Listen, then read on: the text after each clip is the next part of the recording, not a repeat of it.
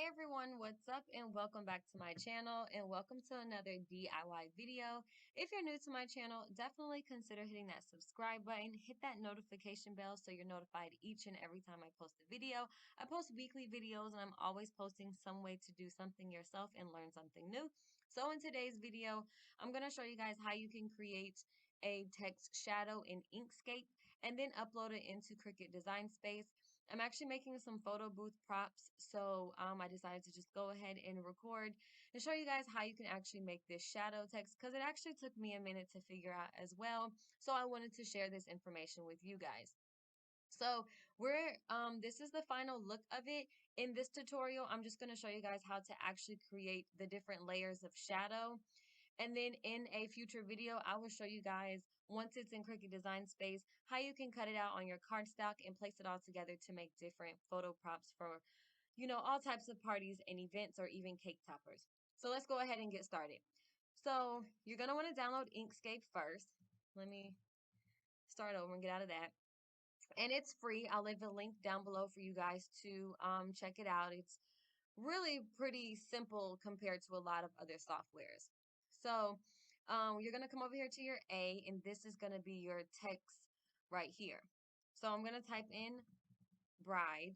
Now, since I've already been working in Design Space, it's already on the text that I want. But to enlarge this text, you have to actually go over here to your selector tool. And you see the arrows will come around your text, and this will allow you to enlarge it. But you want to make sure before enlarging it that your text lock is on, or else if it's not on, it's going to distort your text and it's going to kind of like in Cricut Design Space. It's going to make it longer or make it all funky looking. So just make sure it's locked, and then you can go ahead and enlarge your text. Now, I'm already in the text that I wanted, but say for whatever reason I normally like to enlarge my text and then go back and find the text that I want because I can't see it that well. It's normally pretty small, or zoom in. But if I wanted to go and find a different text, I would have to go back here down to my A and then go back up here to my drop down box, and this is where I would find any of the text that or fonts that I've downloaded onto my computer. And then I had to go back to my selector tool in order to highlight my text and move it around and start working with it. So now that we have it enlarged and we have the text that we want, we're going to go up here to path. The way Inkscape works is it works off of like paths and nodes. And that's where we're going to use the path option a lot in order to make this shadow effect happen. So you're going to go to object to path, and then you're going to right click. Once you right click, you're going to come down here to ungroup.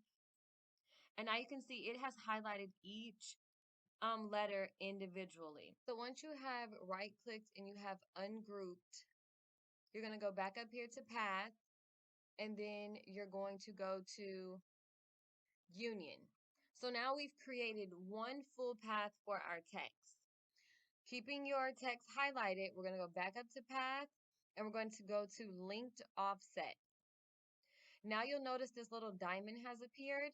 I'm going to change the color to green so you guys can see me enlarging the shadow. So you're going to click Control, right parentheses. Right parentheses is going to enlarge your shadow. Left parentheses is going to make it smaller. So Control, and I'm going to do it like 8 times. 1, 2, 3, 4, 5, 6, 7, 8. All right, and there we have the start of our shadow. So I'm going to move my bride out the way, move our first shadow up, and we want to fill in some of these holes because we want this to be one full shadow. So you're going to go up here to path, and you're going to go down to break apart.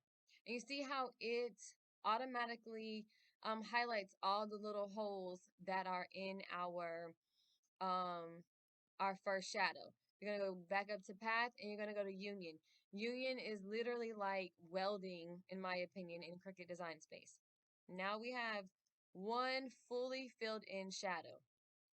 So there we have it. It's just that easy. So say you want to do it again, highlight your text, go back up to path, linked offset. That diamond is going to appear again. This time I'm going to change it to pink, I'm going to do it maybe like 4 times. Control, right parentheses, 1, 2, 3, 4.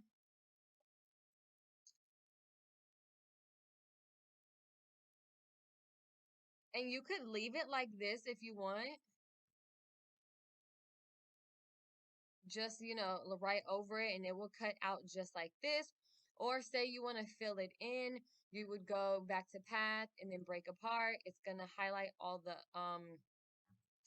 holes, and then we're going to go back up here to union. And this is how I want my text, just like this.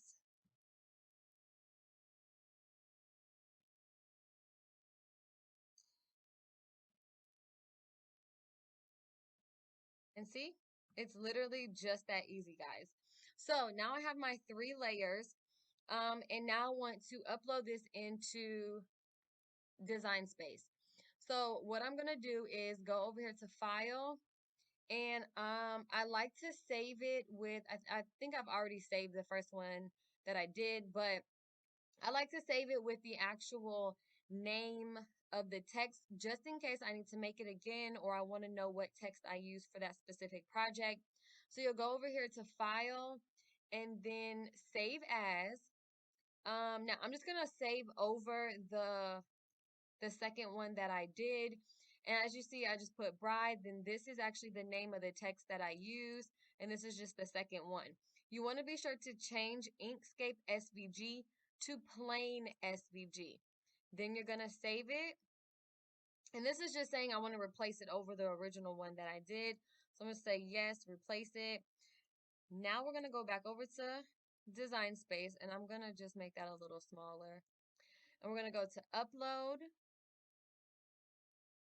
And that's another one that I had did, playing with the colors. Browse, find it wherever you saved it. There it is. And literally, guys, it is literally just that easy. The great thing about this that I love so much is once you get it into Design Space, I didn't center everything or perfectly, but you can ungroup it, and these are all your layers. You can change this to, I could change this to white if I wanted it to be. Let me change my, not the grids, color here, and maybe, I like to put gray sometimes. Okay. And then, but yeah, you can still actually change. Oh, guys, my computer is needing to be charged. So I can change the colors in Design Space just to get a different visual of what I want. And then I can group it all back together. Oh, ungroup. I literally grouped everything. Group it back together. Play with it, and it's literally just that easy. Print it on whatever cardstock that you like, and you have your cake topper, your photo props. So I really hope this video was helpful to someone, and I will show part 2 of how to create the photo booth props in a future video. So if you enjoyed this video, please give your girl a big thumbs up. Thanks for joining me for another DIY video, and I really hope to catch you guys all in my next video.